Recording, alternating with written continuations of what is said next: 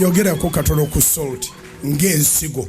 Salt ng'ensigo gye natandise nayo nti salt eno esize ensigo mu community, esize ensigo buli wantu wonna. Tugenda kujaguza emyaka 10 ku Sande nga ffe nnamba emu naye nga sikyaga nti abalwanki nga batwagadde bwagazi, sikyakipendereyo ate sikyanguzi. Yogerako ku salt waliwo ng'etandikira ddala. Yes, yebazibwe.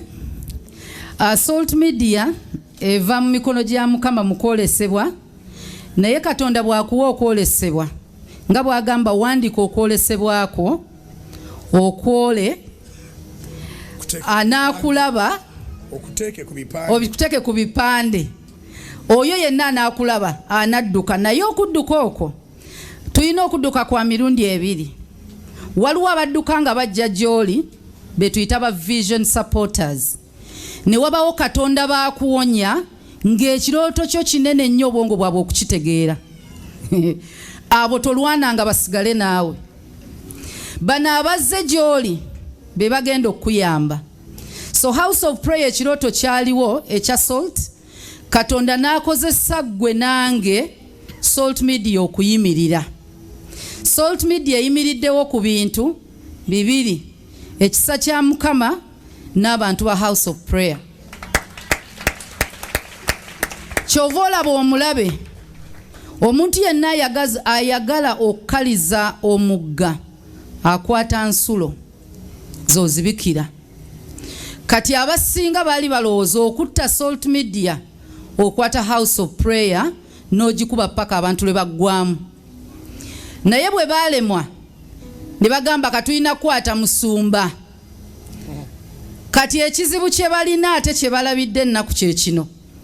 Waliwo ensulo eya Pastor Bujjingo, eya House of Prayer, eya Salt Media etasobola kuzibikira. Eyo gye bayita yawe.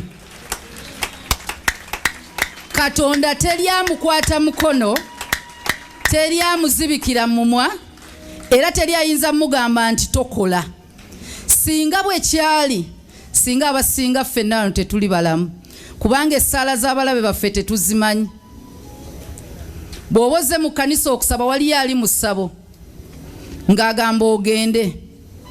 Era singa bwe kyali nga Katonda alonda abantu be bakkiriza, singa Yusufu yali teyafuuka ne Dawudi teyandifuuse kabaka. Naye Katonda alonda ebyo ebisirusiru ebyensi. Lwaki? Mweyegulira ekitiibwa. Omugezi ajja yimirira agambe gabadde magezi gange. Ow'amaanyi ajja gamba gabadde ki? Maanyi gange. Naye ggwe ovayo n'ogamba singa tabadde Mukama nandibaddewa. Nze ataasoma. Singa Salt Media Vision yagiwa yasoma by'amawulire, yandigambye ebyo byenkola nabisomerera. Ekitiibwa kya Mukama kibula.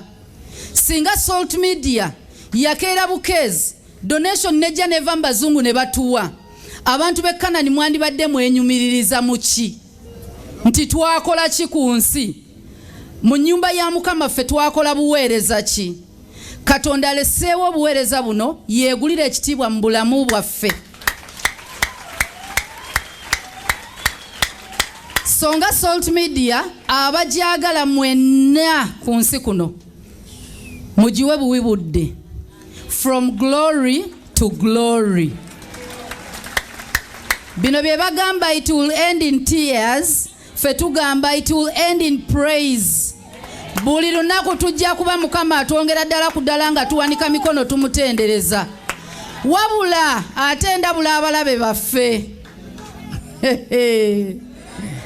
Olaba mukaabye teginnawera myaka 10 bwe ginaabeera 2.